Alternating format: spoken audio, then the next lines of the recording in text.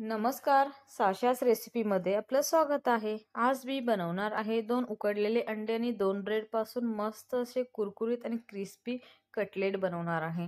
तर तुम्ही बघू शकताय किती छान आणि मस्त हे क्रिस्पी कटलेट झालेले आहे। बाहेरून कुरकुरीत आणि आतून सॉफ्ट असे हे कुरकुरीत मस्त कटलेट झालेले आहे। हे सर्वांना आवडतील आणि मस्त खातील। हेल्दी आहे आणि झटपट होणारी रेसिपी आहे। चला तर रेसिपीला सुरुवात करूयात। इथे 2 ब्रेड घेतलेत, यावर मी थोडंसं पाणी टाकून मस्त भिजून घेतलेलं आहे। भिजून घेतल्यानंतर ना याचं पाणी पूर्ण मी काढून घेतलेलं आहे। अशा प्रकारे तुम्ही बघू शकताय।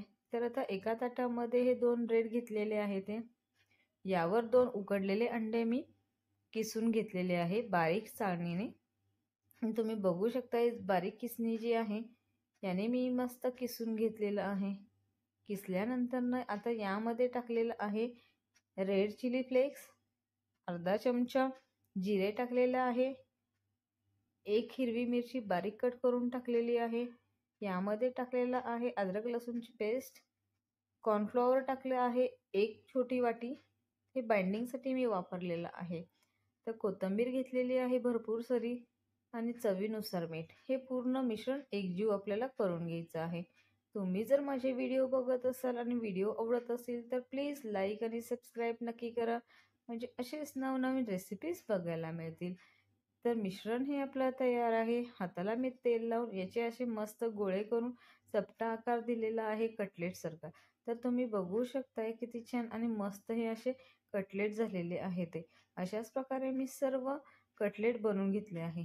कटलेटसाठी तुम्ही कोणत्याही प्रकारे शेप देऊ शकता। तर मी असा हा गोल शेप आणि चपटा करून घेतलेला आहे कटलेट आहेत म्हणून। तर सर्व कटलेट आपले तयार आहे। आता कुरकुरीतपणा येण्यासाठी याला मी घेतलेला आहे इथे रवा घेतला आहे बारीक आणि रव्यामध्ये हे पूर्ण कटलेट असे डीप करून मस्त सगळे कटलेट तयार करून घेतले आहे ते। तेल तापायला ठेवलं होतं तोपर्यंत तेल मस्त गरम झालेलं आहे। यामध्ये हे कटलेट मी सोडलेले आहे।